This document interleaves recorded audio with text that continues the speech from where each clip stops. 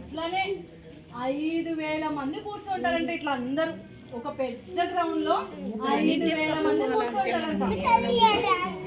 ఉదయం నుంచి రాత్రి వరకు అతనే కూర్చుంటారు. ఆకలి ఉంటుంది అందరికి, ఊరికి సైలెంట్ గా వింటుంటారు.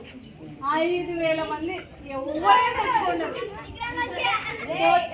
భోజనం ఏమి తెచ్చుకుంటారు. వినాలి 5,000 మంది భోజనం ఏం తెచ్చుకుంటారు.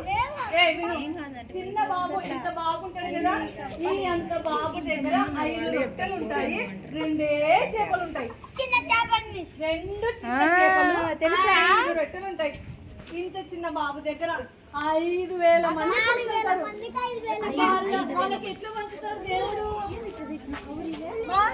5 రొట్టెలు 2 చేపలు 5,000 మందికి ఎట్లా పంచుతాడు? సరిపోతాయా? సరిపో. కానీ దేవుడు ఏం చేస్తున్నాడు తెలుసా? ఇట్లా చేతులు ఎత్తి 5 రొట్టెలను ఒక చేతిలో, 2 చేపల్ని ఒక చేతిలో పట్టుకొని, యేసయ్యా వీళ్ళందరికీ 5,000 మందికి ఈ చేపలు ఈ రొట్టెలు ఇవి అందరికీ కావాలని ప్రార్థన చేస్తే 5,000 మందికి అవన్నీ 5,000 మందికి పంచుతారు. అందరికి సరిపోయి 12 గంపలు మిగులుతాయంట. ఎట్లా 12 గంపలు మిగులుతాయి? 2 చేపలు 5 రొట్టెలు 5,000 మందికి పంచుతారు.